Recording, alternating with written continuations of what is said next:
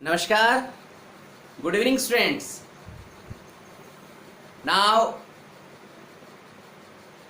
we have start our class and today topic test and measurement. Students, अभी तक हमने अपनी 5 यूनिट कंप्लीट कर ली हैं और 6th जो यूनिट है वो है test and measurement. Test and measurement. सबसे पहले हम ये देखेंगे कि टेस्ट क्या होता है, मेजरमेंट क्या होता है। उसके बाद जो फर्दर टॉपिक हैं इस यूनिट के उनको डिस्कस करेंगे। तो सबसे पहले हम टेस्ट देखते हैं क्या होता है। टेस्ट क्या होता है? टेस्ट एक टूल है। क्या है? टूल है। इसमें सेट ऑफ क्वेश्चन रहते हैं। क्या होता है कि एक टूल है, इसमें सेट ऑफ क्वेश्चन रहते हैं और इसमें एक एग्जामिनेशन को कंडक्ट किया जाता है, ठीक है। और इसमें किसी एक इंडिविजुअल को या किसी ग्रुप को या किसी ग्रुप के कैरेक्टरिस्टिक्स को मेजर किया जाता है। क्लियर? अब स्पोर्ट्स के अंदर क्या कहेंगे कि test is a tool which is used to evaluate the skill, performance and reliability of the task completed by a sports person। किसी भी स्पोर्ट्स पर्सन के थ्रू जो टास्क दिया गया है, वो परफॉर्मेंस, जो स्किल, वो कैसे क्या उसको करता है, ठीक है, वो क्या है, उसका टेस्ट है। किस तरीके से उसको कंप्लीट करता है वो स्पोर्ट्स पर्सन, वो उसके लिए टास्क है। कितना अच्छे से करता है, कैसे करता है, कितने टाइम में करता है, वो सारा उसका टेस्ट है, उसके स्किल्स का और उसके परफॉर्मेंस का। दूसरा आता है मेजरमेंट वर्ड। मेजरमेंट क्या है कि मेजरमेंट एक प्रोसेस होता है। मेजरमेंट क्या है? एक प्रोसेस होता है जिसमें एक किसी भी वस्तु, ऑब्जेक्ट या किसी चीज को टेस्ट करते हैं तो हम उसको एक न्यूमेरिकल वैल्यू में असाइन कर देते हैं। जो टेस्ट किया है उसको एक न्यूमेरिकल वैल्यू असाइन कर देते हैं, जिससे हमें उस सब्जेक्ट का या उस चीज या उस वस्तु का या उस वस्तु की क्वांटिटी पता लग जाती है। क्या है? उसकी क्वांटिटी पता लग जाती है। और स्पोर्ट्स में मेजरमेंट का क्या है? ध्यान से देखिए कि measurement is about the collection of data about performance और task completed by a sports person by using a test. यानी मेजरमेंट के लिए टेस्ट जरूरी है। स्टूडेंट्स, से 3 वर्ड होते हैं, ध्यान रखना, test, measurement and evaluation. Test क्या होता है? आपको बताया कि एक टूल होता है जिसके अंदर बहुत सारे क्वेश्चनियर होते हैं और किसी पर्टिकुलर पर्सन का या इंडिविजुअल का जिसका हमने एग्जामिनेशन करना है, उसके कैरेक्टरिस्टिक्स को हम आंकते हैं, वो क्या है? टेस्ट है। या ये कहें कि आपकी क्लास में क्लास टीचर जो आपके किसी सब्जेक्ट का पर्टिकुलर टेस्ट लेता है, वो भी क्या होता है? उसमें आपकी कैरेक्टरिस्टिक्स नहीं है तो क्या है? आपके क्या है उसमें विशेषताएं हैं। आप कहां स्टैंड करते हैं क्लास में, कितने मार्क्स आपने लिए हैं, आपकी क्लास में परफॉर्मेंस कैसी है, और उसके बिहाफ पे मेजरमेंट होता है। इक्वालिटी के लिए कैसी क्वालिटी? कि आप क्लास में कहां स्टैंड करते हैं, डिस्ट्रिक्ट में कहां स्टैंड करते हैं, स्कूल में कहां स्टैंड करते हैं और स्टेट में कहां स्टैंड करते हैं on the behalf of your test numbers. वो होता है मेजरमेंट। एंड इवेल्युएशन, रिजल्ट क्या निकल कर आया, आप 6ठे स्थान पे हैं, 5वें पे हैं, पहले पे हैं, कहां हैं आप, वो है उसका इवेल्युएशन। क्लियर? अब इसके अंदर कुछ डेफिनेशंस हैं टेस्ट की कि test are used to collect information और data about a specific skill, strength, endurance, knowledge, behavior and attitude। behavior and attitude। वैसे होता क्या है कि वास्तव में जो टेस्ट होता है ना, कि test are refer to any specific instrument, procedure और टेक्निक यूज्ड बाय एडमिनिस्ट्रेटर। ठीक है? किसी भी तरीके से जो टेस्ट लेता है उसको आपकी परफॉर्मेंस चेक करनी होती है और उस परफॉर्मेंस के बिहाफ पे वो आपकी मेजरमेंट करता है टेस्ट और मेजरमेंट के बिहाफ पे आपका इवेल्युएशन करता है कि वे आर यू स्टैंड, कहां स्टैंड करते हैं, कौन सी आपकी पोजीशन है क्लास में। और ऐसे स्पोर्ट्स में होता है, टेस्ट मींस मैच खेल रहे हैं, कितना स्कोर हुआ, उसके बिहाफ पे एक डाटा टेबल बनती है, इतने मैचेस में इतने स्कोर, इतने इतने पूरा लिस्ट तैयार होती है, और उसके बिहाफ पे इवेल्युएशन होता है कि आप आपके डिस्ट्रिक्ट में कौन से पोजीशन पे हैं, आपके स्टेट में कौन सी पोजीशन पे हैं, और ऑल ओवर इंडिया या इंटरनेशनल लेवल पे आपकी पोजीशन कहां है, आप किस रैंक पर हैं। क्लियर? ठीक है। सबसे पहले जो आपका टॉपिक आता है इसके अंदर स्टूडेंट्स, वो आता है motor fitness. Motor fitness, motor fitness के बारे में ओवरऑल डेवलपमेंट कह सकते हैं, जिसमें स्ट्रेंथ हो, एंडोरेंस हो, पावर हो, फ्लेक्सिबिलिटी हो, इजिलिटी हो, ये सारे के सारे क्या है, मोटर फिटनेस है। ठीक है। तो किसी एक एथलीट की या किसी एक पर्सन की कैपेबिलिटी कितनी है किसी एक टास्क को कंप्लीट करने के लिए, या कहें कि उस पर्सन की स्ट्रेंथ कितनी है, या ये कहें कि उस पर्सन की फ्लेक्सिबिलिटी कितनी है। क्लियर?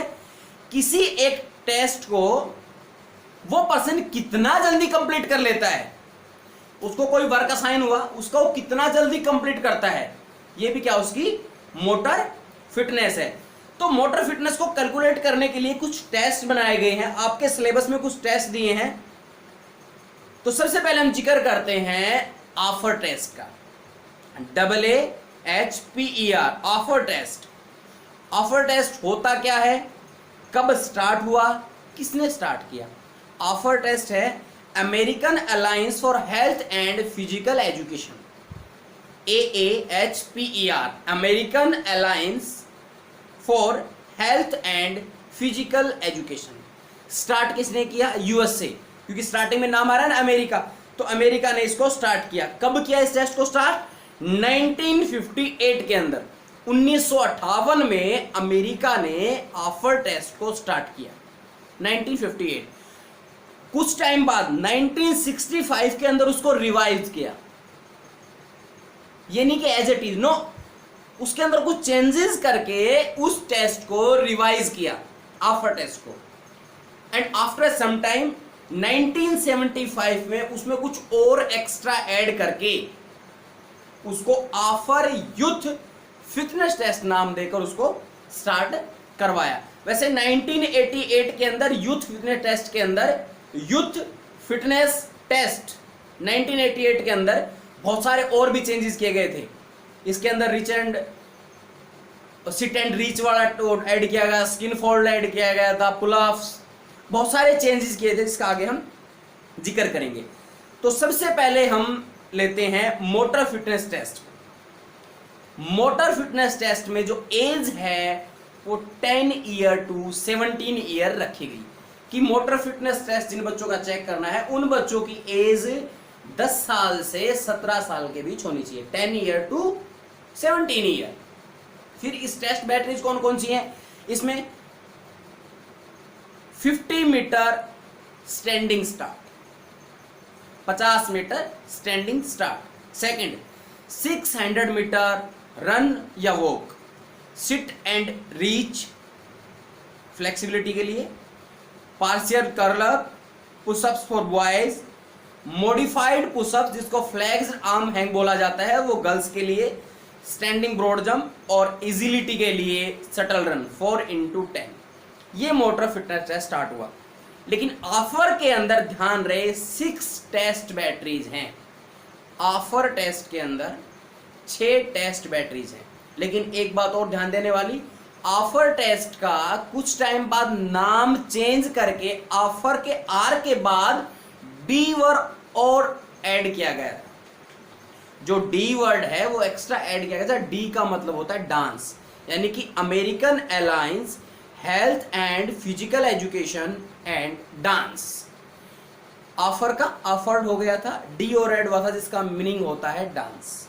ठीक है, अब स्टार्ट करते हैं ऑफर टेस्ट को। Age limit 10 to 17 year. Pullups, सबसे पहला फर्स्ट पॉइंट आता है पुलअप्स बॉयज के लिए, दूसरा आता है गर्ल्स के लिए। इसी में गर्ल्स को पुलअप्स नहीं करनी होती, इस टेस्ट में गर्ल्स को करना होता है flags arm hang. Flagged arm hang. अब पुलअप्स क्या होता है, क्यों करते हैं? सबसे पहले ध्यान देने वाली बात है कि इसमें आर्म और शोल्डर की स्ट्रेंथ को जज किया जाता है। जो पुलअप्स है बॉयज के, इसमें बॉयज की जो आर्म की स्ट्रेंथ है, आर्म की और शोल्डर की जो स्ट्रेंथ है उसको जज किया जाता है।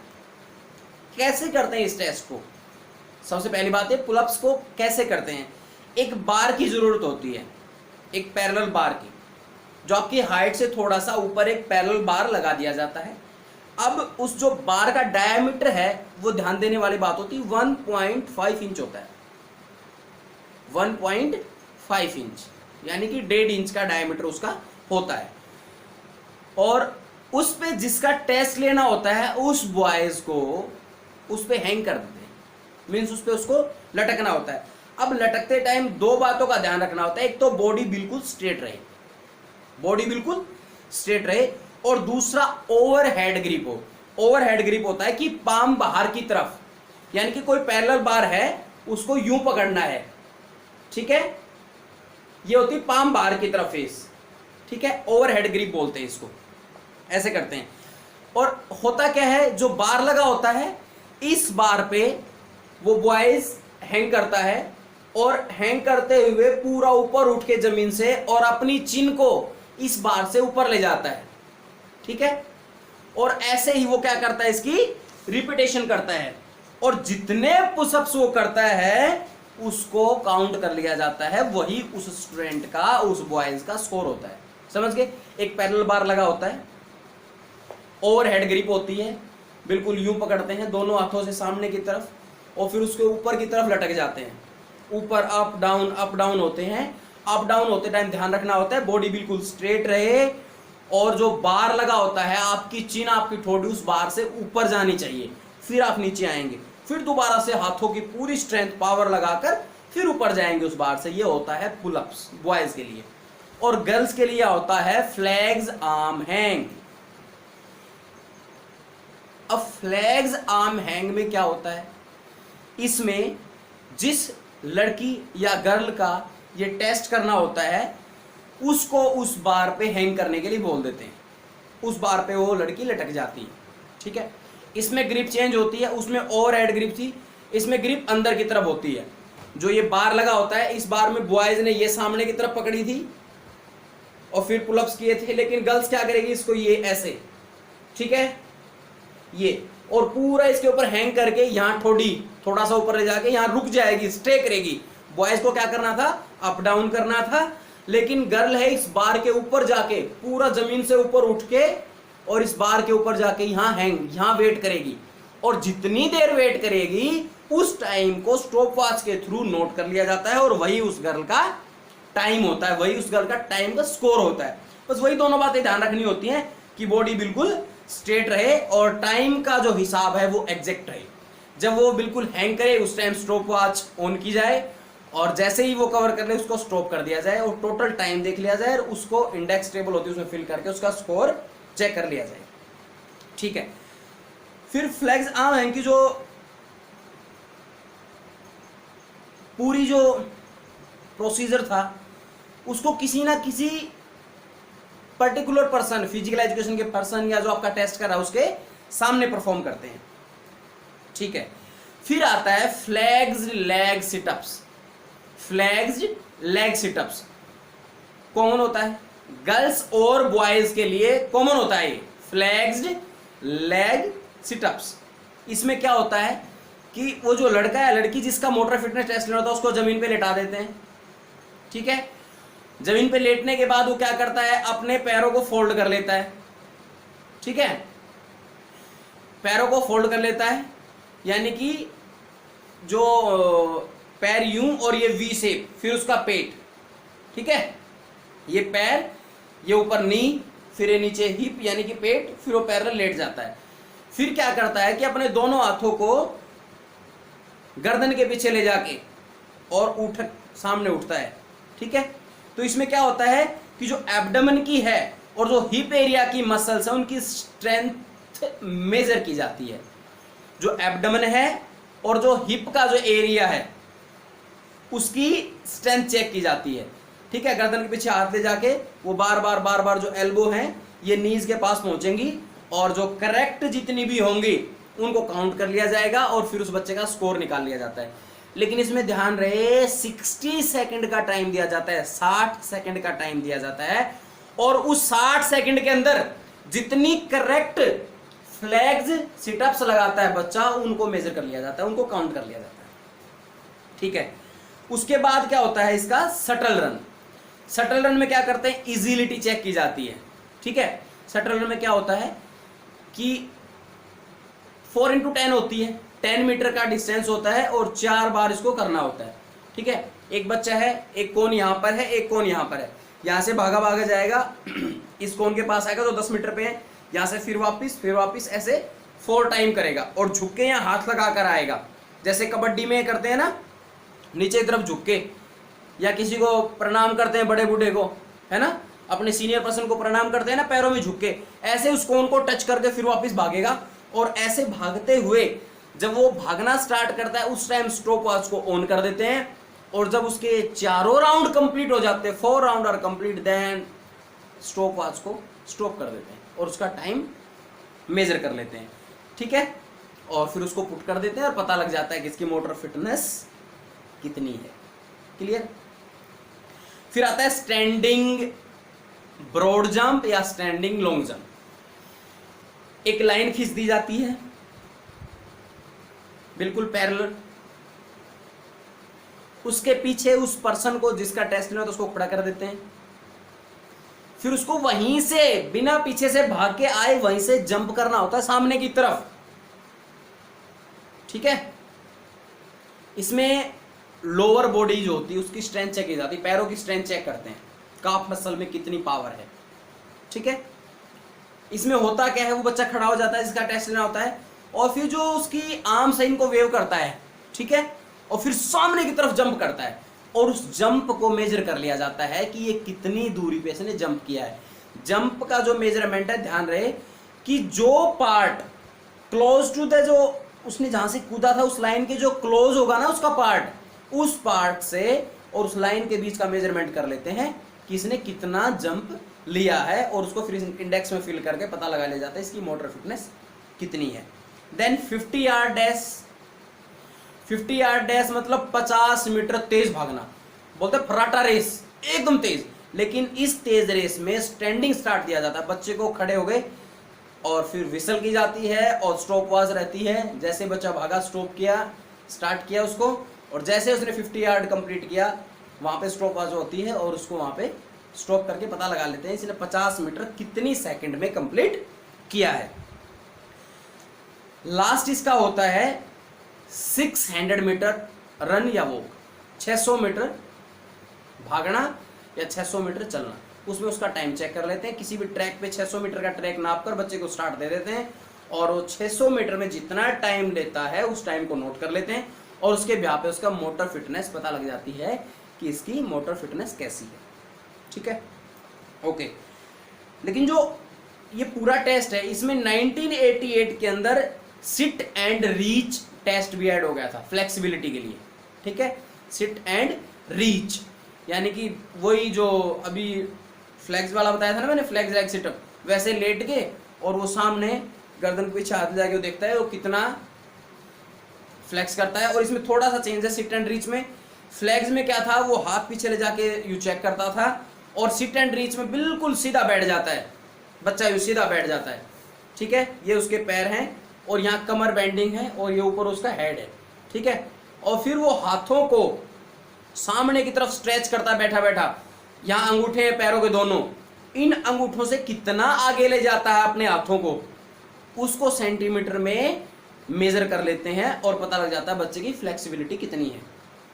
ठीक है, यानी फ्लैग लेग सिटअप में पीछे हाथ लगा के उसको अपनी नीज के पास एल्बो लानी होती थी, पैर मुड़े हुए होते थे सामने की तरफ से, और इसमें क्या पैर बिल्कुल सीधे और आगे की तरफ यूं जैसे नीचे की तरफ झुकते हैं ना, ऐसे नीचे की तरफ झुकने के बजाय उसको जमीन पे बैठा के और यूं आगे की तरफ पूरे जो हाथ हैं ये अंगूठे से आगे ले जाना होते हैं, पैरों के अंगूठे से आगे।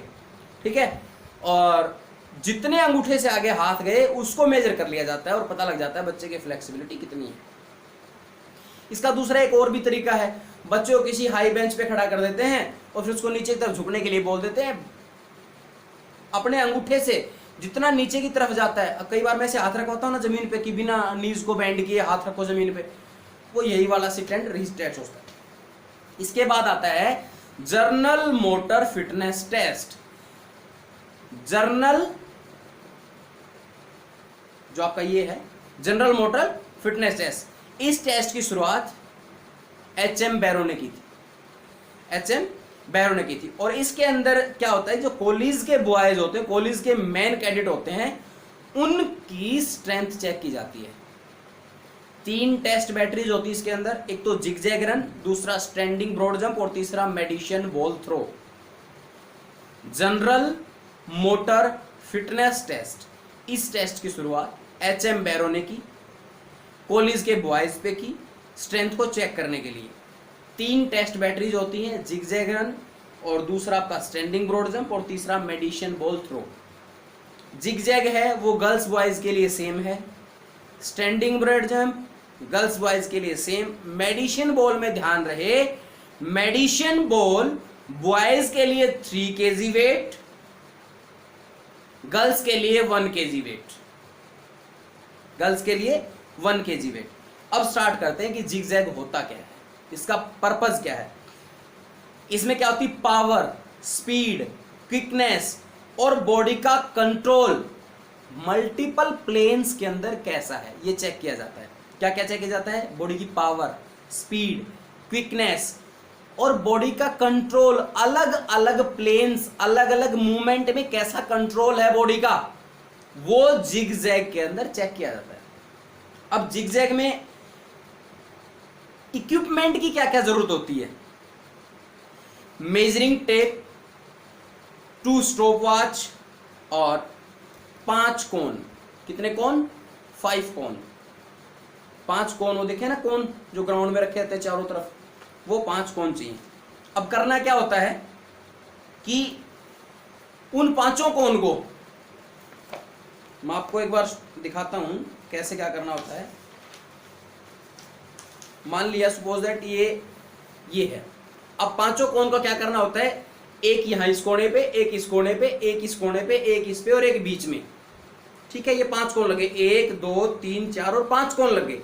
अब जिगजैग रन स्टार्ट कैसे करनी है इन 5 पे, मान लिया इस कॉर्नर से स्टार्ट करनी है, यहां से भागेगा और ये बीच वाले कोन के इधर से चक्कर लगा के इस कोने वाले से इधर से भागता हुआ इसमें से और फिर बीच वाले में से गोल घूमते हुए और इस कॉर्नर से और यहां आ जाएगा।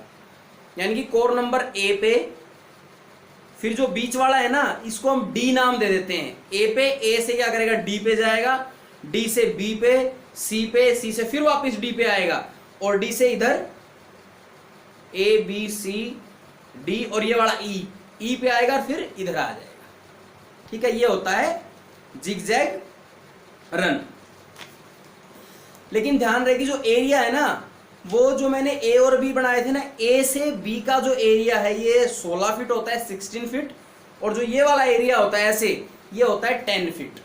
ठीक है, ये आपको वैसे समझा दिया जाएगा अलग से क्लास में।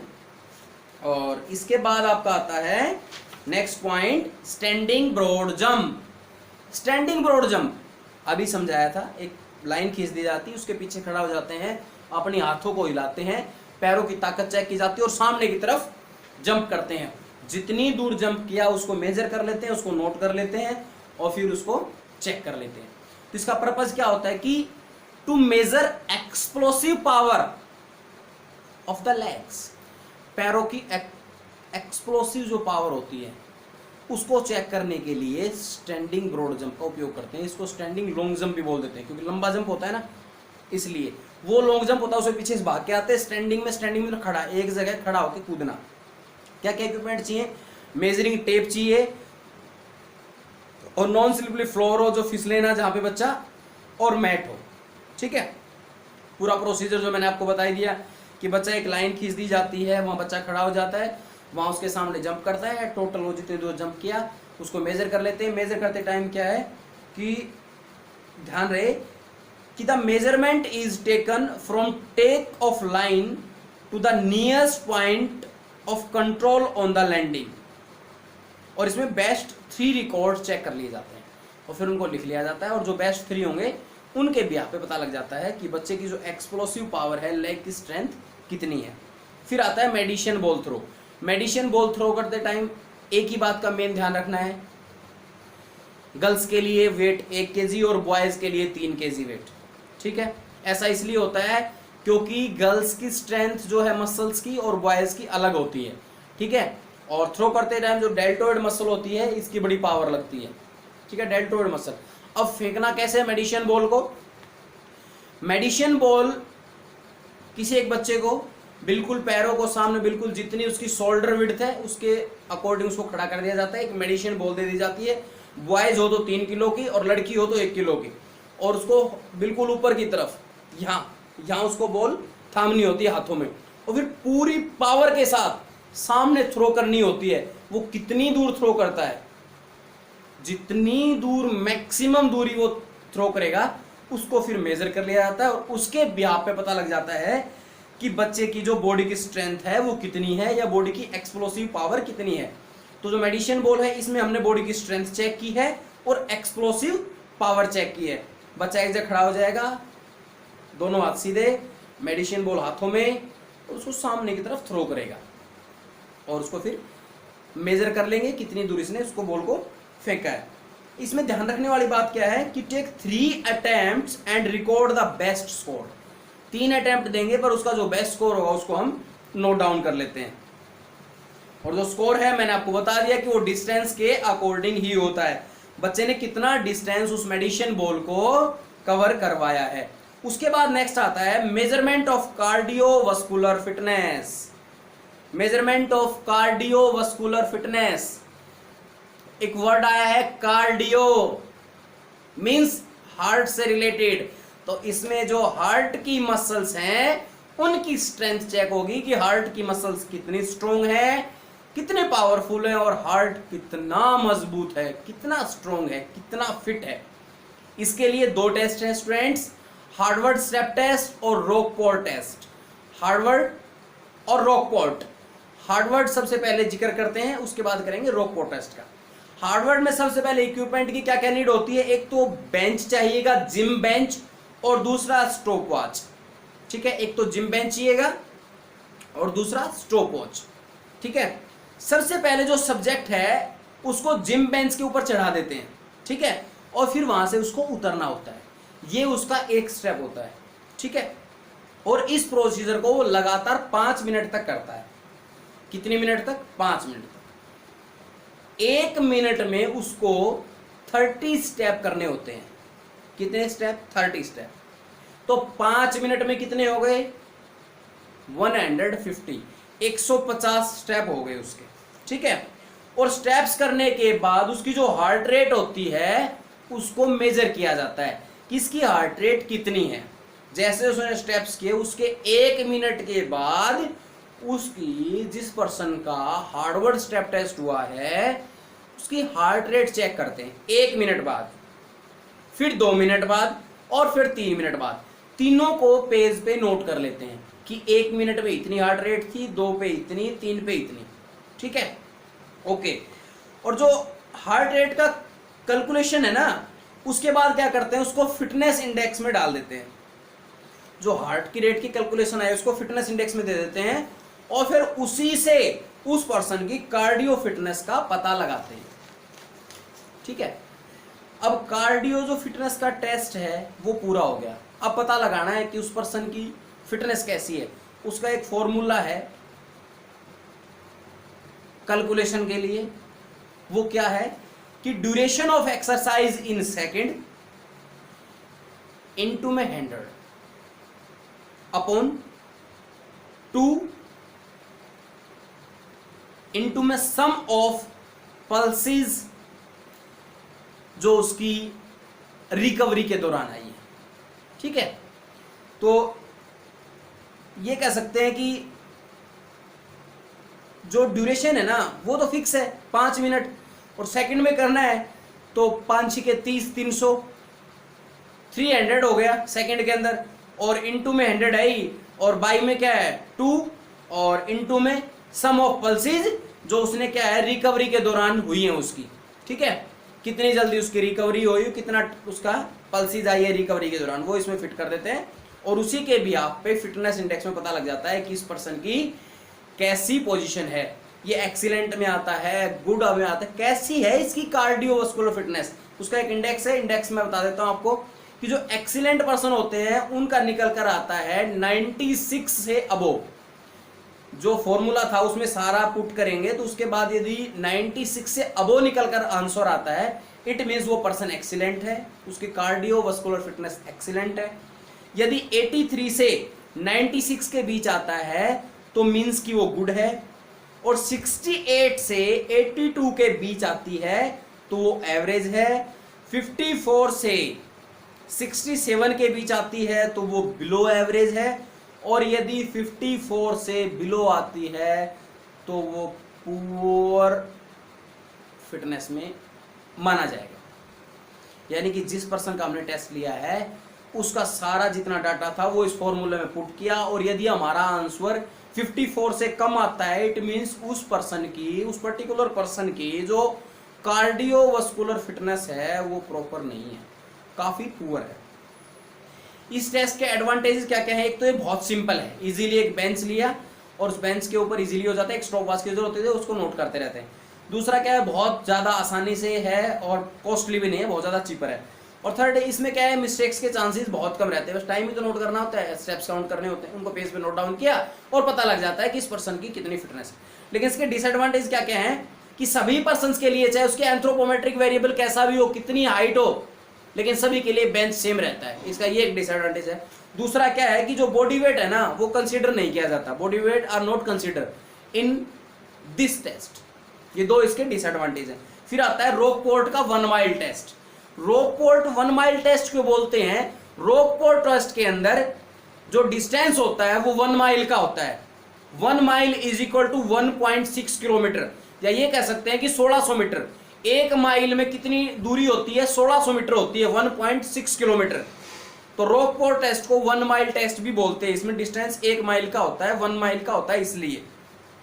और इसमें क्या होता है, VO2 मैक्स चेक की जाती है, और इस टेस्ट को VO2 मैक्स टेस्ट भी कहते हैं। दूसरा इसमें क्या होता है, इसमें मैक्सिमम ऑक्सीजन कंजप्शन पर ध्यान दिया जाता है कि इसमें कितना मैक्सिमम ऑक्सीजन है वो कंजप्ट हुआ है, उसके आधार पे ये टेस्ट है। दूसरा, इसमें जो VO2 मैक्स की वैल्यू होती है ना वही चेक की जाती है, और VO2 मैक्स कितना है उसके ब्याह पे पता लग जाता है कि इस पर्सन की फिटनेस कैसी है, इसका जो हार्ट है वो कितना पावरफुल है, इसके हार्ट की मसल्स कितनी पावरफुल है। और इसमें जो सब्जेक्ट होता है ना उसकी कितनी VO2 मैक्स की ऑक्सीजन में जो कंजप्शन रहा है ना उसको भी चेक करते हैं। सब्जेक्ट को मिनिमम टाइम में 1 माइल डिस्टेंस कवर करना होता है। जो भी सब्जेक्ट है उसको मिनिमम जितना कम टाइम हो उसमें वो 1 माइल का जो डिस्टेंस है वो कवर करना आता है। और सब्जेक्ट कितनी मैक्सिमम ऑक्सीजन को कंजप्ट करता है ये उसमें चेक करते हैं। दूसरा, जो स्टॉप वॉच है उसमें टाइम नोट कर लेते हैं ध्यान से। जैसे ही वो स्टार्ट करता है, विसल दी जाती है स्टार्ट, उस टाइम नोट कर लेते हैं और पूरा 1 माइल का डिस्टेंस कवर कर लेता है। उस टाइम फिर से उस टाइम को चेक कर लिया जाता है कि इसने कितना मैक्सिमम टाइम लिया है। और दौड़ पूरी करते ही साथ सब्जेक्ट की हार्ट रेट मेजर की जाती है, और फिर VO2 मैक्स के कैलकुलेशन फार्मूले में उसको पुट कर दिया जाता है। और VO2 मैक्स का फॉर्मूला क्या है?